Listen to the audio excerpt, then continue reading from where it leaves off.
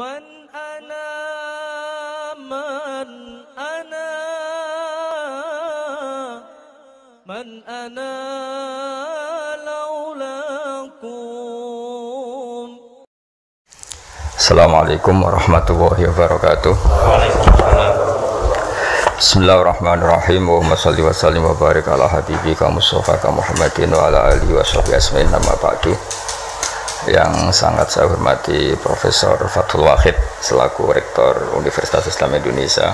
Di sini ada Bapak Dr. Ainur Rahim Fakih, Bapak Dr. Rohidi dan rombongan dari UI, ada Kiai Tamyiz dan teman-teman yang saya hormati. Juga ada kebetulan ada rombongan dari Pertamina. Saya nanti ngaji ya 7 item tentang kitab Syariatul wal Khalidah, dan nanti saya mohon Pak Rektor sambutan sekitar 15 menit, juga Pak On juga boleh curhat Pak Rohidi, karena tadi sudah cerita-cerita tentang problem gaya pengajaran Islam modern. Saya ngambil 7 item supaya semuanya dapat berkah dari kitab Syariatul wal Khalidah. Pertama saya mau cerita atau menerangkan, ini nomornya ada urut tapi sesuai prioritas yang saya inginkan. Halaman 1, 2, 3 ya. 7 item saja nanti cepat insya Allah. 1, 2, 3.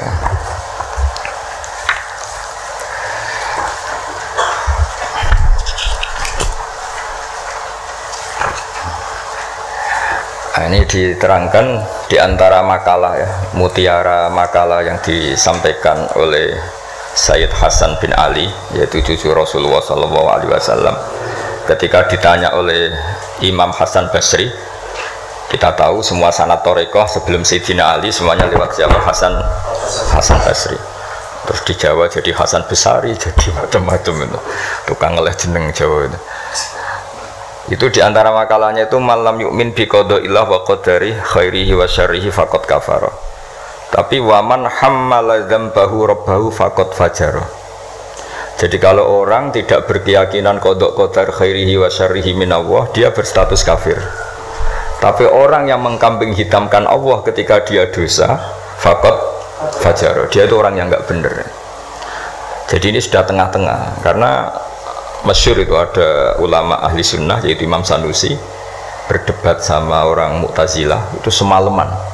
Mu'tazilah itu tetap kokoh keburukan itu tidak dari Allah. Alasannya Allah itu memerintahkan kebaikan, masa menghendaki keburukan. Tapi pikirannya Imam Sanusi, idzan waqa'a fi mulkihi ma la yuridu. Alam raya ini kan seringnya banyak maksiat daripada taat. Berarti di alam ini lebih banyak yang terjadi bukan kehendaknya Allah. Berarti Allah kalah dong kalau gitu, karena ingin baik ternyata yang terjadi buruk.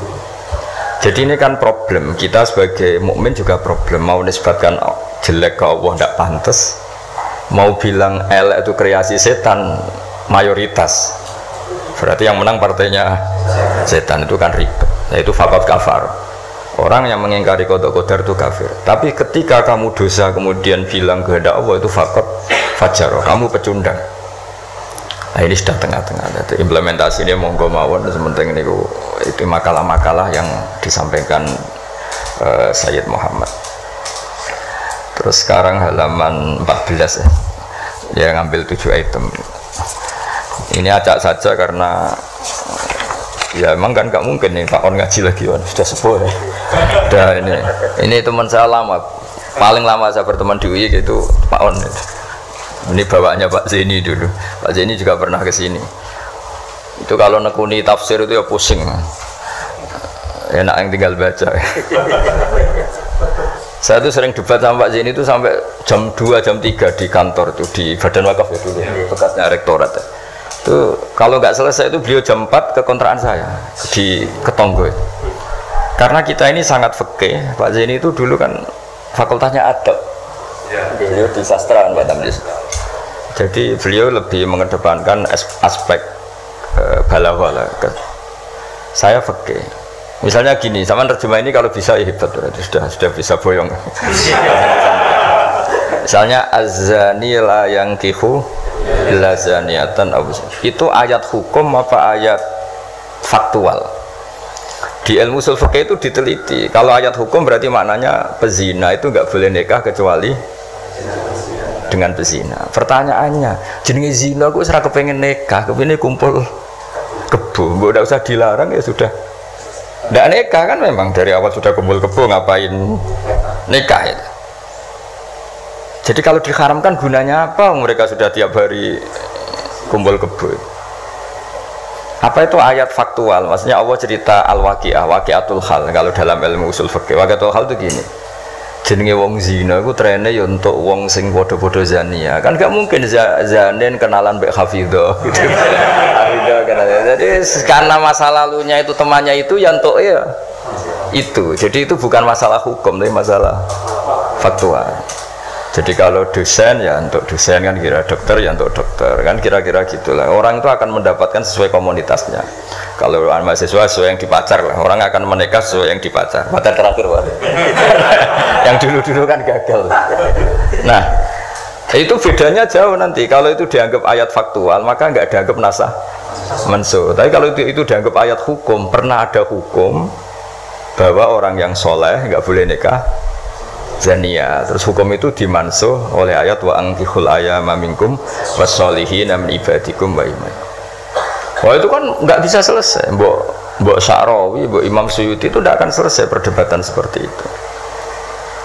Nah, kalau menurut asbabun nuzul ya mirip iya mirip enggak. Jadi dulu tuh sahabat dulu kan punya masa lalu lah.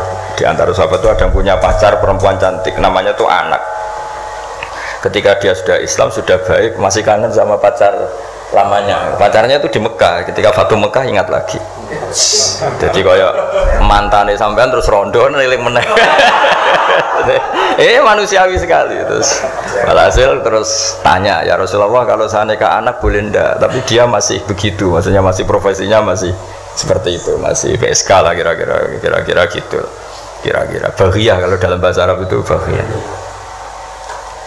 Terus karena si cowoknya ini sudah afif, sudah soleh, sama Quran dilarang, jangan kamu orang soleh kok nikah sama yang seperti itu. Nah, larangan ini itu larangan hukum apa larangan sosial apa larangan etika, itu perdebatannya ulama usul fikih. Kalau larangan hukum itu jelas keliru. Kelirunya justru Islam tuh ingin yang zania tuh nang nikah dan statusnya zania itu hilang. Makanya Nabi itu punya sekian sisi unik, karena beliau kadang ngendikan hukum, kadang ngendikan etika, kadang ngendikan tadi faktual, waqi'atul hal. Misalnya begini, ada seorang zania, ini saya cerita aspek fikih. Zania sudah hamil, dinikahi orang lain, ini harus melahirkan dulu apa enggak? Hampir semua ulama bilang enggak usah, karena enggak perlu ada apa? Iddah. Untuk zania enggak perlu iddah, karena iddah itu kan untuk nikah yang sah. Tapi suatu saat Nabi itu pernah ditanya, ya Rasulullah, ada orang yang biasa kumpul kebo, lelaki dan perempuan bisa kumpul kebo, sekarang sudah nikah. Itu Nabi ngapresiasi dan beliau ngendikan qad kharaja min sifahin ila nikahin. Ya baguslah sekarang yang tadi malam mungkin masih berstatus kumpul kebo, gara-gara nikah sekarang kumpulnya sudah kumpul nikah. Jadi Nabi komentar qad kharaja min sifahin ila nikahin, dia sudah keluar dari tradisi kumpul kebo menjadi tradisi yang baik, yaitu nikah. Hubungan intimnya sudah berstatus nikah. Makanya kita yang kiai itu kalau ada orang minta dikawinkan itu bingungnya kalau langsung dikawinkan geger BKUA. Kalau ndak yang nakal lah.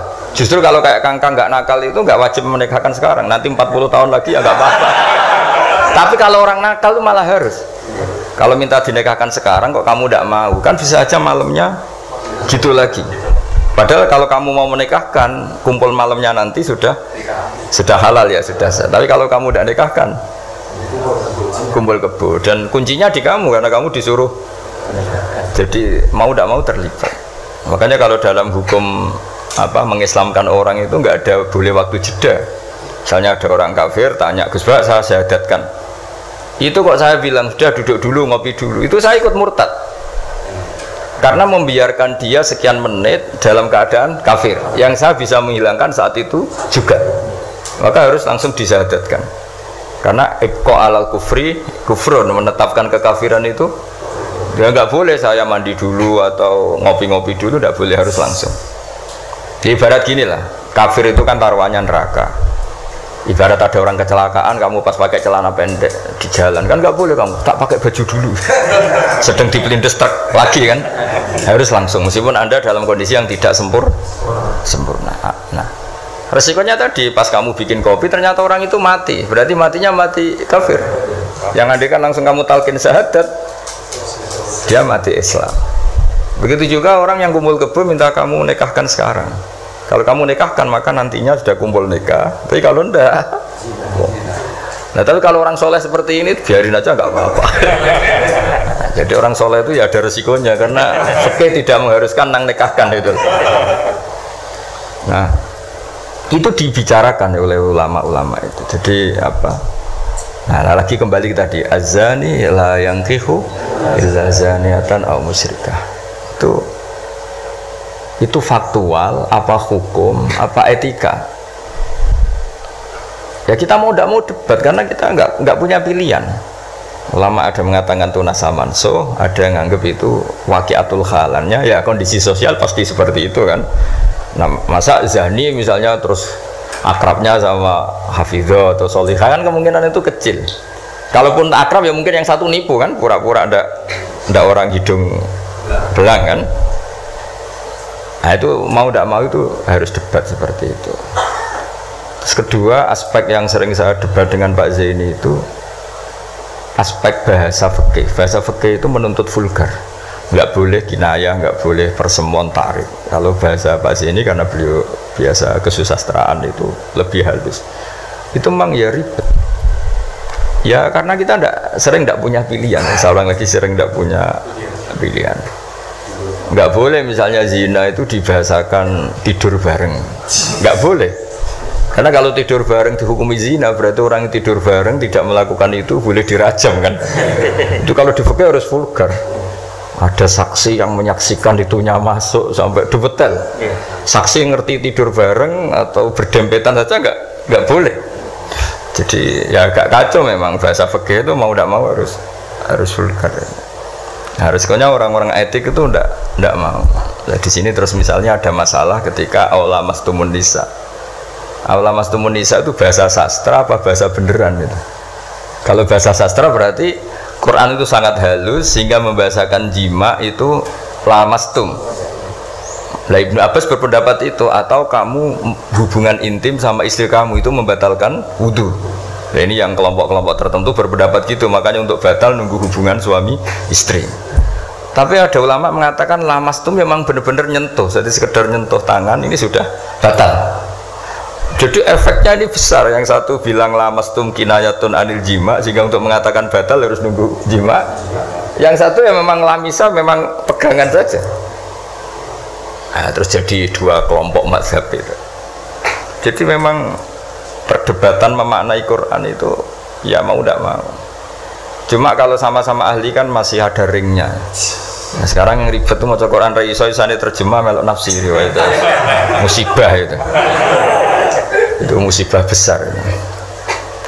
Nah karena Quran itu kalau bahasa itu diulang ini supaya maknanya itu begitu, kadang sama.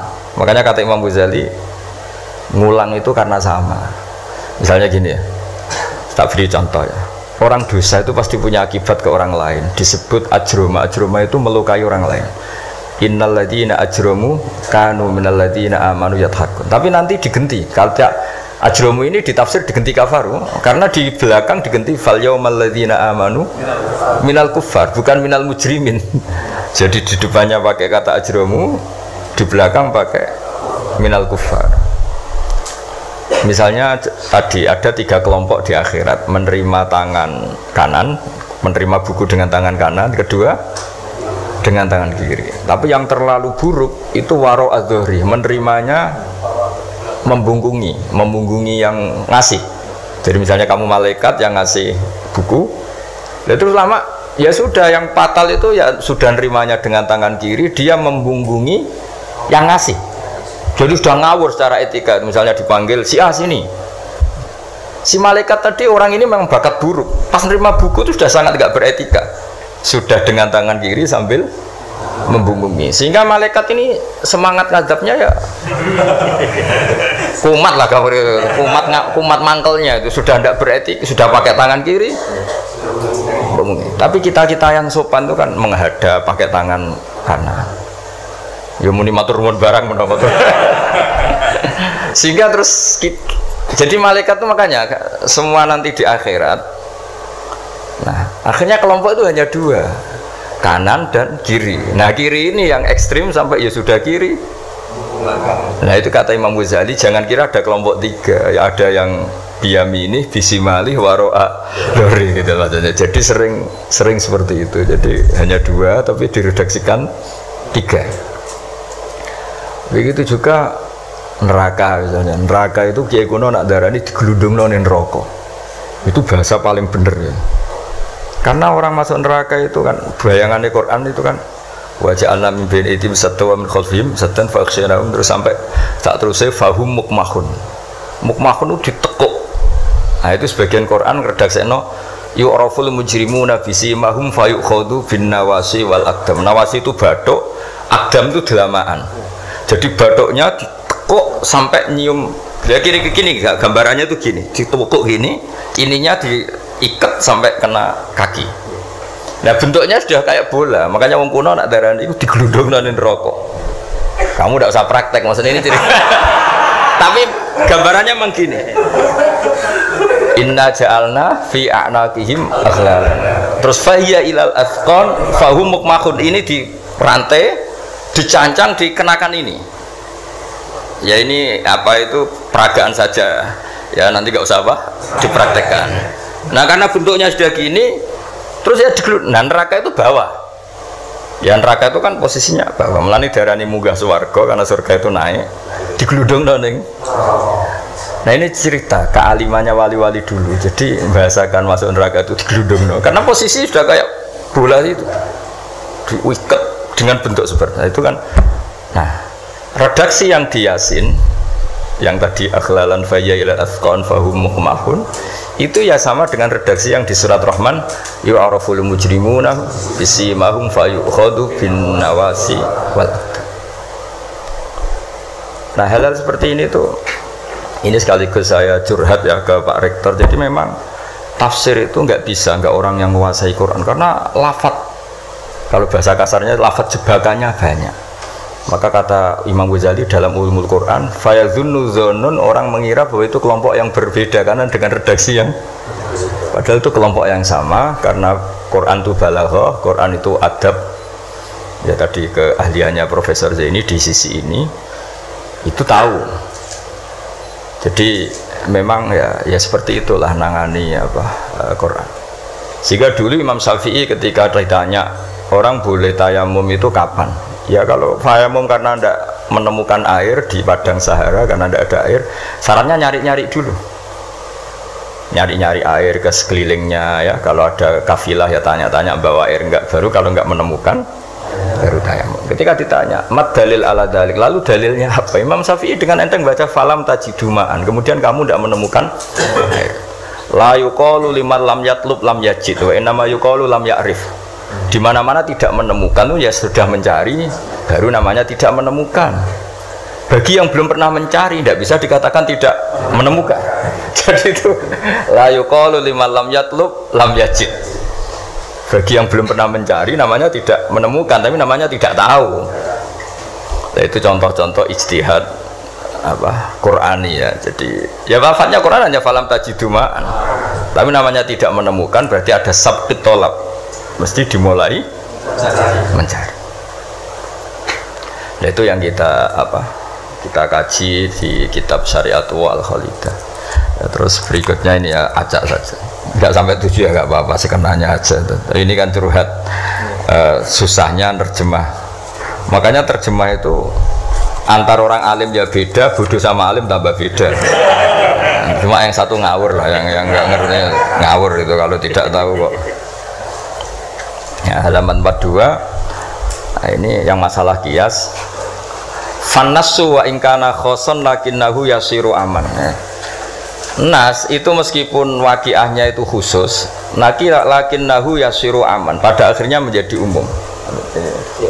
Ya. Menjadi umum itu karena mau tidak mau ada kias. Kias itu analog, nopo? Atau pola. Misalnya gini ya, yang dicontohkan di sini misalnya Nabi memang hanya ngendikan layak til qadi wa khutban. Enggak boleh seorang hakim memutuskan hal-hal yang krusial dalam keadaan apa? Emosi. Khutban itu emosi yang sangat. Lalu kiasnya apa? Rektor juga enggak boleh dalam keadaan emosi bikin keputusan. Kiai juga enggak boleh, suami juga enggak. Siapapun nggak boleh. Cuma yang sering bikin keputusan otoritatif itu kan qadhi, hakim. Jika Nabi hanya ngendikan al-qadhi. Lalu ulama mengatakan khutban itu kenapa tidak boleh? Karena orang kalau emosi itu akalnya agak mati paras lah gitu. Lalu itu tidak harus pas emosi ya. Ulama menamakan terlalu syahwat ya nggak boleh, terlalu lapar ya nggak boleh, hakin ngempet nguyuh ya nggak boleh, ngempet ngising. Sehingga kata khutban kemudian diganti fi halatin yasu'u khalquhu fiha, dalam keadaan yang dia nggak begitu normal. Di antara nggak begitu normal, terlalu syahwat ya nggak boleh, terlalu emosi nggak boleh, terlalu lapar, lalu nahan kencing, nahan BAB dan sebagainya. Itu lafadz itu wan nasu wa ingkana khosan nas, meskipun khusus yaitu Allah Nabi hanya ngendikan khutban, tapi nanti menjadi umum berdasar hukum apa? Kias. Nah di sini Pak Ainur Rahim Fakih yang sering kita beda ya. Misalnya ini bukan meng-NO-kan yang Muhammadiyah atau Muhammadiyahkan NO, karena kalau kita ini biasa saja. Orang NO ya pasti Muhammadiyah kan umat Kanjeng Nabi Muhammad sallallahu alaihi wasallam. Orang Muhammadiyah ya pasti dengar NO lah karena gerakannya ulama. Masa ada mendengar ulama. Tapi setelah jadi ormas ini jadi yang NO tidak Muhammadiyah, Muhammadiyah tidak NO. Misalnya kamu NO ditanya Allah, akun tamin umati Muhammad, ya naam. Itu bahasa Arab umati Muhammad itu. Terus Muhammadiyah takut iki anut sapa ya anut ulama. Jadi tapi wong nganggur geger sini.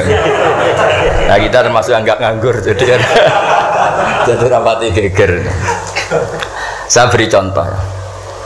Nabi itu ketika habis sholat itu akbala aliyah Nabi wajih langsung berputar menghadap ke kita. Jadi kalau di Indonesia langsung menghadap ke timur. Itu ada yang mempraktekkan dan itu bagus, jelas semua teks hadis seperti itu. Tapi di beberapa hadis itu insorofaan yamini, kadang insorofaan simali. Karena begini, Nabi itu kalau sholat itu orang yang dari 7 kilo, 8 kilo semuanya lari kepengen makmum Kanjeng Nabi. Sehingga kalau makmum Nabi ini bahaya ketika itu ada sefurawuh. Alhamdulillah memang janjian rawuh. Kersane jejer Pak Tamjiz podo kiai ini jodoh berarti kiai tenan berkiai jejer kiai nggih putrane Mbah Mun dokter.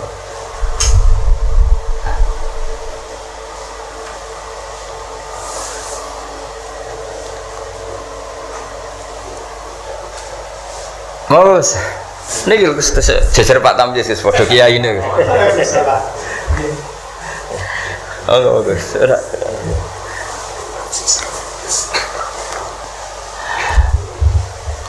Ya saya teruskan ya. Jadi ternyata di syurahul hadis, para pensarah hadis ketika Nabi menghadap ke timur dan itu ya banyak yang meraktekkan dan menurut saya tidak masalah. Itu karena Nabi tidak ingin orang yang datang terlambat, kalau dalam bahasa fikih disebut masbuk. Itu Nabi ngira fi sholatin, padahal hakikatnya sudah tidak sholat. Jadi andaikan Nabi tetap menghadap ke barat, misalnya di Indonesia dengan posisi duduk yang sama, maka yang datang terlambat langsung usolli fardhu zuhri makmuman dengan arti makmum ke Nabi terus duduk. Nah kalau dia makmum padahal Nabi nyatanya sudah selesai, itu sholatnya tidak sah karena menggantungkan sholat atau iktimam dengan orang yang sudah tidak sholat. Nah sehingga gerakan Nabi ini dianggap maklumat kalau beliau sholatnya selesai. Nah karena filosofinya itu maklumat kalau sholatnya sudah selesai, ada yang milih memang benar-benar ke timur juga maklum, kan gak mungkin sholat madhab ke timur, sehingga yang datang tahu. Terus ada yang milih ngalor. Jadi sebetulnya itu bisa pakai ya kayak orang tahlilan, pakai keplok sudah selesai itu kalau sebetulnya bisa pakai apa saja, yang penting memaklumatkan kalau sholatnya itu. Loh, ini yang ngendikan tidak saya, kitab Fathul Bari karangannya Ibnu Hajar al-Asqalani, Syarah Bukhari paling populer. Nah itu yang disebut Sayyid Muhammad wan nasu wa ingkana khoson fa innahu yasirun aman.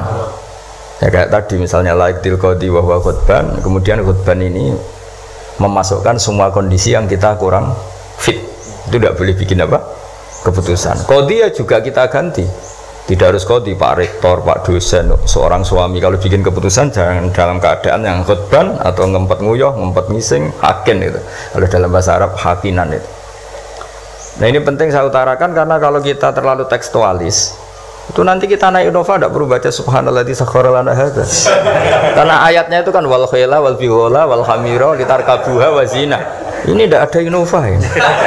Ayatnya ya litas tahu ala ya sumatazkuru ni'mata rabbikum idza stawaitum ali wa taqulu subhana. Ini kan jelas litas tahu ala zuhur. Ini Innova tidak ada zuhurnya, ini tidak ada punggungnya. Jelas ayat sebelumnya tentang wal khayla wal bighala wal hamira litarkabuha wa zina. Nah, jadi kalau terlalu tekstualis maka naik Innova Ferrari itu tidak usah baca subhanalladzi karena ayat ini tentang bihwal ya tentang bihwal, tentang khimar dan seterusnya. Makanya kajian kitab Syariat wal Khalidah dan alhamdulillah saya khatam dan saya tidak ngira bahwa sebenarnya saya khatam sudah 3 hari yang lalu tapi saya bilang kayak ada wangsit. Ini nanti ada khataman spesial lala Pak Rektor mau kesini tanggal 12 saya bilang ke santri-santri ya biar ikut hormat apa khatam. Jadi itu saja, nanti saya mohon curhatnya Pak Rektor tadi sudah curhat di teras saya 15 menit Pak on ya, sekitar 10 menit mungkin ke Sofur 10 menit nanti yang dungo ke Mansur kalau Pak Rektor dungo rapati mati karena jadi rektor tuh hisapnya berat jadi dosanya itu seneng kayak keputusan nggak siap jadi objek keputusan itu ya mau udah mau memang tapi itu bagus kata bapak kowe kudu wani dadi kiai tapi dados kiai ngeten wong tawadhu ora mutu jare bapak gayane tawadhu asline mau tanggung jawab jadi bapak itu saya dulu ya heran kenapa bapak itu lebih suka kancana wong mlete timbang wong tawadhu dulu saya tuh heran setelah saya jadi kiai itu wong mlete itu luwih gampang syukur ya, cuma wong sing ra cocok darani ngono iku mlete asline wong mlete iku gampang syukur. Lah apa dadi rektor, dadi pegawai negeri ra enak dadi wong biasa ngopi ra ono sing ngekang. Ya sudah kalau dia caranya syukur seperti itu biarkan saja. Itu kan retis, mau dadi rektor, mau dadi menteri ra enak urip kok terikat. Padahal misalnya dekne gelem ya ora ono sing dadekno. Tapi cara dia syukur memang akan ngomong terus seperti itu. Gak enak jadi PNS, jadi rektor ra enak, jadi menteri ra enak. Wong kok terikat, enak jadi wong ini iki, butuh rokokan, butuh ngombe. Dulu saya nganggap orang seperti itu melete. Tapi bapak tuh suka sama orang seperti itu. Setelah saya jadi kiai itu tahu ternyata itu bahasa syukur. Ya membela diri. Emang dia happy-nya kalau ngomong seperti itu ya.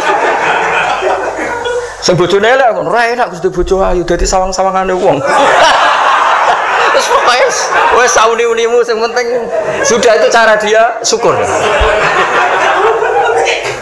Saya tuh belum pernah loh kalah debat orang kecuali sama orang desa itu. Anaknya tuh minta motor Pak Rektor, motor sepeda motor. Nggak boleh ada orang kaya. Bapaknya kesini, anaknya komplain, bos bapakku kok medit, nunjuk motor ora oleh padahal orang kaya. Bapaknya kesini itu masuk akal ya. Anak di pondok tambah goblok. Mergo njuk kok motor. Lah kok goblok Pak? Jenenge donya iku Gus iku sing lahirno donya kok sapi kan manak, wedhus manak. Wong donya kok mangan donya. Motor itu kan beli bensin nyervis. Jadi orang beli mobil tuh goblok terus. Jadi ya profesor dokter kalau punya mobil cara dia ya goblok. Kiai-kiai yang punya mobil cara dia jenenge donya iku sing lahirno. Donya kok mangan. Wah. Iki kok pinter juga. Akhirnya Pak, lah sampean ngene Pak, diteropon Agus Pak motor, goblok bisa. Tapi kita menjadi tahu, ternyata di balik lugune iku ya ono pinter ya. Meskipun dia pecundang, hanya pecundang itu gak gelem motor nang ndi yo ngetroponakane. Tapi ya intinya hidup itu harus mendengar. Jadi bapak itu seneng mbek wong mlete. Nek mbek wong tawadhu itu gak pati, karena alasannya bapak kon ngimami gak gelem, kon takmir masjid gak gelem, jadi rektor gak gelem. Wis padune mau tanggung jawab, terus engko nek ana salah karek ngritik. Lha iku ora tawadhu wong Indo jare bapak. Nah ini cerita kearifan orang-orang dulu. Jadi orang-orang dulu kelihatannya seenaknya tapi sudah dihitung. Ternyata orang Melite itu ya Iya, dia membela dirinya sampai seperti itu. Membela gak gelem mau jadi menteri, jadi rektor, gak enak urip terikat. Ada nanti kan dia gelem ya ndak ada yang nawarin. Ya sudah, tapi cara dia syukur seperti itu. Bisa mohon sekali lah ini khataman syariat wal khalida, mungkin saya mohon Gus Zofur untuk cerita hubungan Mbah Mun dengan Said Muhammad yang Pak Rektor sama Pak Oni curhat. Monggo secara berurutan kalau mohon sekali supaya semuanya dapat berkah dari Said Muhammad bin Alawi Al-Maliki Al-Hasan. Monggo.